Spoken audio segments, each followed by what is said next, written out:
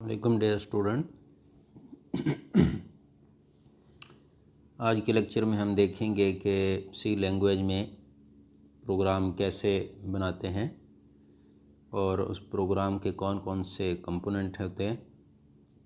तो पहला कंपोनेंट जो होता है वो प्री प्रोसेसर डायरेक्टिव होता है, दूसरा हेडर फाइल और फिर जो है मेन फंक्शन होता है और मेन फंक्शन की फर्दर चीज़ें होती हैं। ये चीज़ें वन बाय वन हम आगे देखते जाएंगे। क्वेश्चन आ सकता है कि आप ब्रीफली डिस्क्राइब करें सी प्रोग्राम का स्ट्रक्चर, यानी सी लैंग्वेज में जो प्रोग्राम बनता है उसका स्ट्रक्चर बयान करें।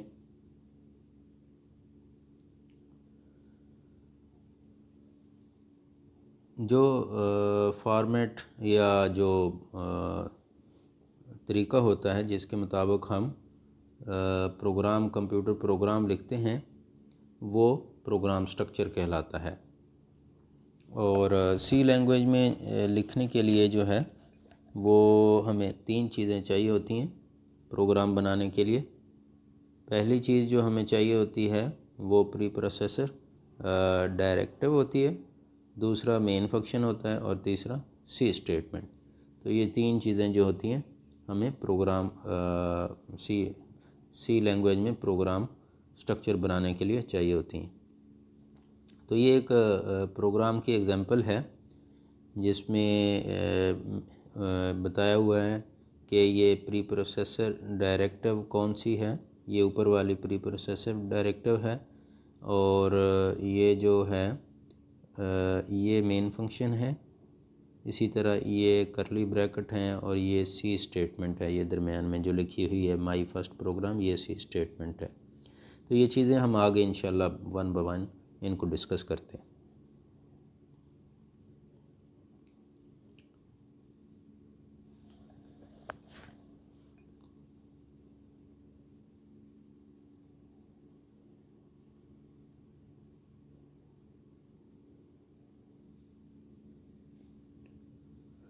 प्री प्रोसेसर डायरेक्टिव क्या होती हैं, इसका क्वेश्चन दो तीन तरीके से पूछा जा सकता है कि प्री प्रोसेसर डायरेक्टिव क्या है, या आ सकता है कि प्री प्रोसेसर डायरेक्टिव को डिस्क्राइब करें और इंक्लूड और डिफ़ाइन प्री प्रोसेसर डायरेक्टिव को इंक्लूड करें।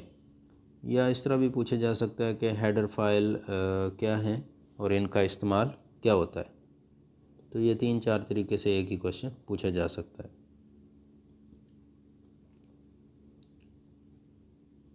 प्री प्रोसेसर डायरेक्टिव जो हैं वो कमांड होती हैं जो कि कंपाइलर को बताती हैं कि क्या काम करना है। यानी ये ऐसी कमांड है जो इंस्ट्रक्शन देती है कंपाइलर को कि क्या काम करना है। और ये नॉर्मली जो है प्रोग्राम के शुरू में लिख दी जाती है और इन्हें कंपाइलर प्री प्रोसेसर डायरेक्टिव को कंपाइलर डायरेक्टर भी कहते हैं। प्री प्रोसेसर डायरेक्टिव जो हैं वो उनके शुरू में एक सिंबल लगाया जाता है जिसको कहते हैं हैश कहते हैं। और हैश के बाद जो है ना एक वर्ड इंक्लूड लिखा जाता है या डिफ़ाइन लिखा जाता है। तो ये हम कहेंगे कि प्री प्रोसेसर डायरेक्टिव जो होती हैं उनके शुरू में एक सिंबल लगाया जाता है जिसे हैश कहते हैं और उसके बाद इंक्लूड या डिफ़ाइन का वर्ड लगाया जाता है। और फिर एंड में इनके एंड पे प्री प्रोसेसर डायरेक्टिव के एंड पे सेमीकोलन नहीं लगाया जाता। ये चीज़ याद रखनी है। सी लैंग्वेज में सेमीकोलन बहुत ज़्यादा लगाया जाता है लेकिन यहाँ प्री प्रोसेसर डायरेक्टिव के बाद नहीं लगाया जाता।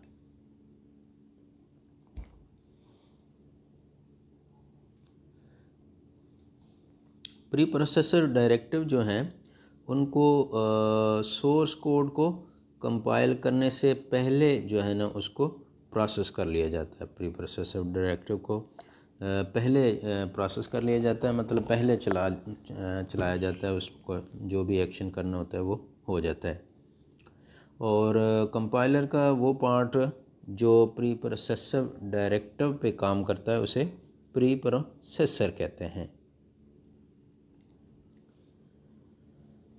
और ये प्री प्रोसेसर जो होता है ये पहले प्रोग्राम को, असल प्रोग्राम को चलाने से पहले, यानी एक्चुअल कंपाइलेशन से पहले जो है ना कुछ काम कर लेता है कि ये देखता है कि कौन सी फ़ाइल हमने इंक्लूड करानी है या कौन सा हमने वेरिएबल बनाना है।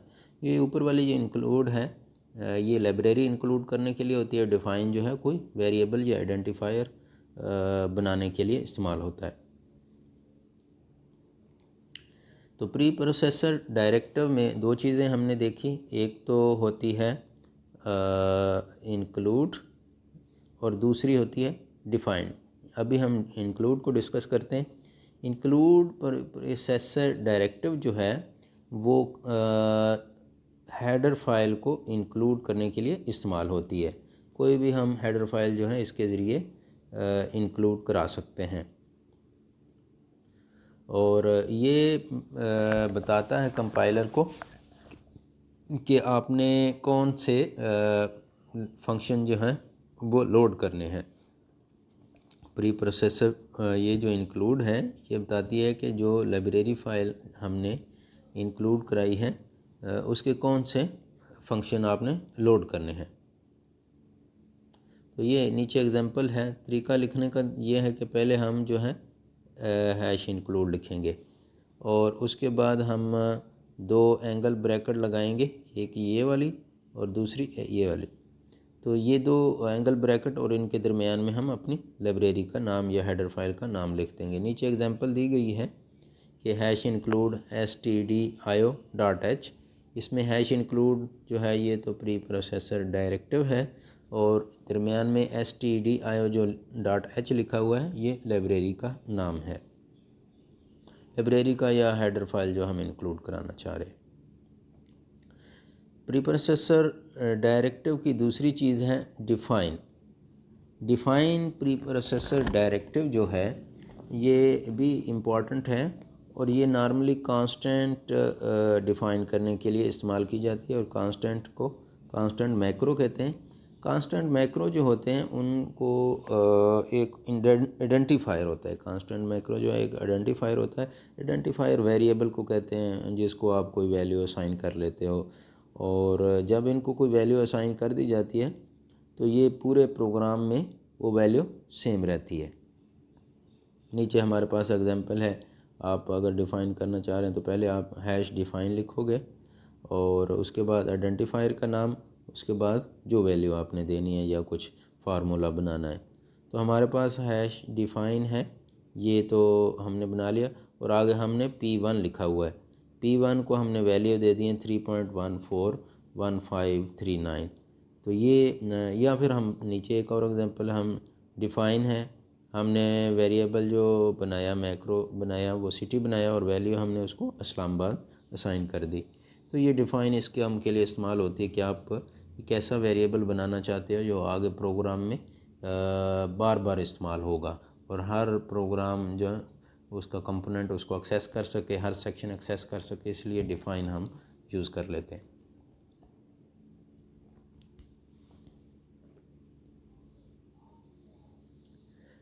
हेडर फाइल जो है ये स्टैंडर्ड लाइब्रेरी के फंक्शन की इसमें डेफिनेशन होती है जो हमने पीछे प्री प्रोसेसर डायरेक्टिव डिस्कस कर चुके हैं।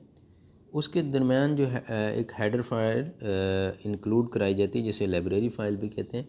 उसके अंदर है डिफरेंट फंक्शन होते हैं और ये फंक्शन जो हैं आगे प्रोग्राम में डिफरेंट काम के लिए इस्तेमाल किए जाते हैं। हेडर फाइल के जो है फ़ाइल इंक्लूड कराने के बाद उसकी एक एक्सटेंशन लगाई जाती है जिसको .h कहते हैं। तो हर फाइल के एंड पे जब भी वो इंक्लूड कराई जाती है प्री प्रोसेसर डायरेक्टिव में तो साथ .h लगा दिया जाता है। बहुत सारी सी लैंग्वेज में हेडर फाइल हैं और हर काम के लिए बनी हुई हैं। लाइक मैथ के लिए बनी है, फ़िज़िक्स के लिए, बायो के लिए। तो अगर मैथ वाली है लाइब्रेरी फ़ाइल तो उसके अंदर आलमोस्ट मैथ के सारे फंक्शन होंगे। तो आप जो काम करना चाह रहे हैं उस टाइप की आप लाइब्रेरी इंक्लूड करा सकते हो। आपको लाइब्रेरी के अंदर बने बनाए फंक्शन मिल जाएंगे, आपको ख़ुद वो फंक्शन बनाने की ज़रूरत नहीं है, जस्ट आप उनका नाम यूज़ करोगे और आपका जो भी आप काम करना चाह रहे हो वो काम हो जाएगा। दूसरा जो है हेडर फाइल जो है प्रोग्राम के शुरू में इंक्लूड कराई जाती है, और ताकि ये जो इसको प्री प्रोसेसर डायरेक्टिव लोड कर ले और आगे जो फंक्शन इस्तेमाल होने वो कोड में यूज़ किए जा सके। जो हेडर फाइल है वो एंगल ब्रैकेट के दरमियान उसका नाम लिखा जाता है, इनको एंगल ब्रैकेट कहते हैं, और इसके दरमियान जो हेडर फाइल का नाम लिख दिया जाता है। हमारे पास एग्जांपल है हेडर फाइल की, आप उसी तरह लिखोगे हैश इंक्लूड, और ये एक एंगल ब्रैकेट ये है, दूसरी ये है, स्टार्टिंग और क्लोज, और दरमियान में हम हेडर फाइल का नाम लिख देते हैं। एग्जांपल में हमने ये लिखा हुआ है हैश इंक्लूड stdio.h, ये हमारी हेडर फाइल है, और इसके अंदर इनपुट आउटपुट के फंक्शन होते हैं। std से बनता है स्टैंडर्ड इनपुट आउटपुट फंक्शन, और दूसरी जो हमने इंक्लूड कराई है हेडर फाइल वो है हैश इंक्लूड conio.h। तो conio.h जो है इसको भी इसके अंदर भी फंक्शन होते हैं, जो दो फंक्शन हैं, एक स्कैन एफ होता है, दूसरा प्रिंट होता है। ये यूज़र से इनपुट लेने और स्क्रीन पे कुछ डिस्प्ले कराने के लिए होता है। तो ये जो फंक्शन है ये studio.h के अंदर इनकी डेफिनेशन होती है, बने होते हैं, आप इनको इस्तेमाल कर सकते हैं। और दूसरे जो फंक्शन हैं एक होता है क्लियर स्क्रीन का, और ये क्लियर स्क्रीन जो है ये स्क्रीन पे जो कुछ भी होता है उसको क्लियर करने के लिए होता है, यानी ख़त्म कर देता है। और ये फ़ाइल जो फंक्शन है ये बना होता है conio.h में। तो आपने जो फंक्शन भी इस्तेमाल करना है आगे उस फंक्शन के लिए उसकी लाइब्रेरी आपको इंक्लूड करानी होगी।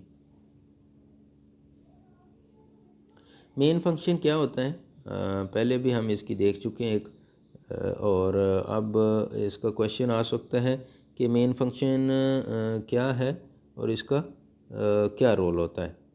तो देखते हैं हम, ये मेन फंक्शन है हमारे पास सी लैंग्वेज में। ये वाला जो हिस्सा है ये इतना मेन फंक्शन है, ये मेन फंक्शन है। बाकी साइड पे चीज़ें जो लिखी हुई हैं वो इसकी एक्सप्लेनेशन है। तो ये जो ऊपर लिखा हुआ है वाइड और मेन, और आगे ब्रैकेट में फिर वाइड लिखा हुआ है, VOID वाइड बोलते हैं। पहला जो वाइड है ये बताता है कि मेन फंक्शन कोई चीज़ भी रिटर्न नहीं करेगा। वाइड का मतलब होता है नल। आगे फिर आप मेन लिखोगे MAIN मेन, फिर दो स्टार्ट ब्रैकेट लगाओगे स्मॉल ब्रैकेट के दरमियान में आपने वाइड लिख दिया। वाइड दरमियान में लिखा तो इसका मतलब है कि ये फंक्शन कोई इनपुट भी नहीं लेगा। पहला वाइड जो था वो बताता है कि ये फंक्शन कोई रिटर्न नहीं करेगा। और अगर पहला जो वाइड है वहाँ पे अगर हम लिख देते इंट, जैसे ये इन्होंने बताया हुआ एक्सप्लेनेशन में इंट लिख देते, तो इसका मतलब होता है कि ये कोई नंबर वापस हमें करेगा फंक्शन। जब हम इस फंक्शन को चलाएंगे तो ये हमें कोई आउटपुट देगा जो कि इनपुट इंट टाइप की होगी। और दूसरा जो वाइड लिखा हुआ है उसका मतलब है ये फंक्शन कोई इनपुट नहीं ले रहा, यानी जब हम इसे चलाएंगे तो इसे कोई हमें इनपुट देने की ज़रूरत नहीं है। और फिर जो है ब्रैकेट है करली ब्रैकेट ये वाली, और दूसरी ये वाली, इनको डेलीमीटर भी कहते हैं। पहली जो ब्रैकेट है वो बताती है कि प्रोग्राम स्टार्ट हो गया, और दूसरी जो बताती है कि प्रोग्राम क्लोज़ हो गया। तो एक स्टार्टिंग है, और दरमियान में आप फिर जो है ना जो भी काम करना चाह रहे हैं, दो नंबर ऐड करना चाह रहे हैं, उनको मल्टीप्लाई करना चाह रहे हैं, जो काम करना चाह रहे हैं उसको दरमियान में लिखेंगे, और उनको स्टेटमेंट कहते हैं। और हर स्टेटमेंट जो है उसके एंड पे एक सिंबल लगाया जाता है जिसको सेमीकोलन कहते हैं, और टर्मिनेटर भी कहते हैं उसे। ये क्वेश्चन है कि what do you know about the C program statement, explain with example, कि सी स्टेटमेंट क्या होती हैं।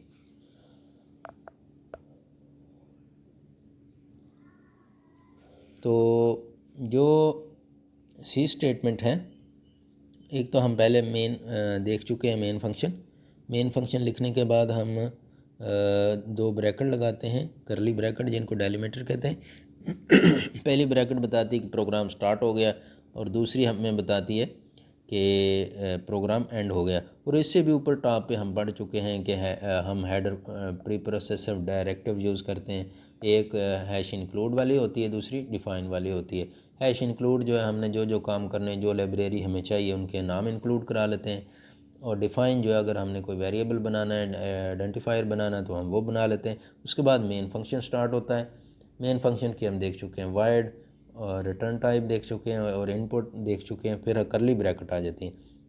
करली ब्रैकेट के दरमियान जो है फंक्शन की, प्रोग्राम की बॉडी होती है। और ये जो बॉडी है, इसके अंदर सी स्टेटमेंट लिखी जाती हैं। जो भी आपने कराना है काम, उनको स्टेटमेंट कहते हैं। और हर स्टेटमेंट के बाद एक सेमीकोलन लगाया जाता है। सेमीकोलन जो है वो बताता है कि ये स्टेटमेंट यहाँ पे एंड हो रही है। सेमीकोलन अगर ना, जिसे स्टेटमेंट टर्मिनेटर भी कहते हैं, सेमीकोलन को स्टेटमेंट टर्मिनेटर भी कहते हैं। और इसकी सिंबल कुछ इस तरह की होती है, ये वाली। और ये अगर स्टेटमेंट के एंड पे ना लगाएं तो कंपाइलर जो है आपको एक एरर शो करेगा कि स्टेटमेंट मिसिंग है। सी लैंग्वेज जो है केस सेंसिटिव होती है। केस सेंसिटिव का मतलब है कि इसमें अगर आपने फंक्शन के स्पेलिंग जो स्मॉल हैं आपने कैपिटल में लिख दिए प्रोग्राम में, तो वो एरर आ जाएगा कि ये तो फंक्शन लाइब्रेरी में मिला ही नहीं। तो आपको स्पेलिंग जो फंक्शन के लाइब्रेरी में होंगे, यानी स्मॉल में हैं तो सारे स्मॉल में रखने, अगर बड़े हैं तो सारे बड़े रखने हैं।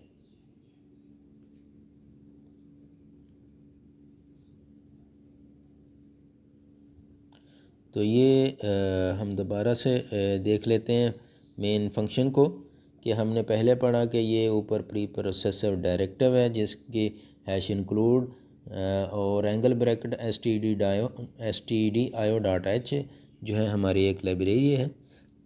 वो हमने इंक्लूड करा ली। और दूसरी लाइब्रेरी हमने कोनियो डॉट एच इंक्लूड करा ली।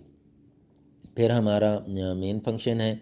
मेन फंक्शन जो है, इसके शुरू में वाइड भी नहीं लिखा हुआ, और आगे जो स्मॉल ब्रैकेट हैं उनके दरमियान भी कुछ नहीं लिखा। तो इसका मतलब है ना ये कुछ रिटर्न करेगा और ना ये कोई इनपुट लेगा। और आगे लिखा हुआ है क्लियर स्क्रीन। क्लियर स्क्रीन एक फंक्शन है। हमने कहा कि स्क्रीन पे जो कुछ भी है वो पहले जो है किसी और फंक्शन की अगर आउटपुट आई है तो उसको क्लियर कर दे, और अब इस फंक्शन की आउटपुट दिखाएगा। तो आउटपुट के लिए हमने कहा कि हमने स्क्रीन पे वेलकम प्रिंट कराना है। तो वेलकम प्रिंट कराने के लिए सी लैंग्वेज का एक फंक्शन होता है प्रिंट एफ, और हमने ये प्रिंट एफ का फंक्शन यूज़ किया और इसके स्मॉल ब्रैकेट लगाई। फिर हमने दो छोटे छोटे कॉमे लगाए जिनको इन्वर्टेड कॉमा कहते हैं, और उनके दरमियान हमने लिख दिया वेलकम। तो जो वेलकम है ये सिर्फ स्क्रीन पे जाके प्रिंट हो जाएगा। और इससे पहले जो कुछ भी स्क्रीन पे किसी और प्रोग्राम की आउटपुट नज़र आ रही थी तो उसको क्लियर स्क्रीन वाला फंक्शन जाके पहले क्लियर कर देगा। स्क्रीन बिल्कुल साफ़ हो जाएगी, उस पर कोई आउटपुट नहीं नज़र आ रही होगी। फिर जाके पहली लाइन पे वेलकम प्रिंट हो जाएगा। तो यहाँ पे जो है ये एक आप देखेंगे, इसको कहते हैं स्टेटमेंट टर्मिनेटर। तो ये स्टेटमेंट जो टर्मिनेटर है, ये अगर ना लगाएं तो ये कंपाइलर जो हमें एरर देगा। और अगर हम ऊपर लाइब्रेरी ना लगाएं, अगर हम ये std.io ना लगाते, इंक्लूड ना कराते, तो जब हम नीचे प्रिंट फंक्शन का इस्तेमाल करते तो हमें कंपाइलर एरर देता कि प्रिंट फंक्शन की डेफिनेशन नहीं मिल रही। तो इसके लिए फिर हमें ऊपर लाइब्रेरी इंक्लूड करानी होगी जिस लाइब्रेरी में ये फंक्शन पहले से बना हुआ है। और अगर हमने क्लियर स्क्रीन यूज़ किया है तो ये अगर ऊपर हम कोनियो डॉट एच ना करते इंक्लूड, तो ये कंपाइलर एरर देता कि क्लियर स्क्रीन की हमें डेफिनेशन नहीं मिल रही, तो फिर हमें क्लियर स्क्रीन के लिए ऊपर conio.h भी इंक्लूड कराना पड़ता। तो पेपर में आ सकता है कि इस तरह प्रोग्राम दिया होगा, ये पूरा इस तरह प्रोग्राम दिया होगा और आप लोगों को कहा जाएगा कि इसमें बताएं कि इसमें एरर कहाँ पे है, गलती क्या है।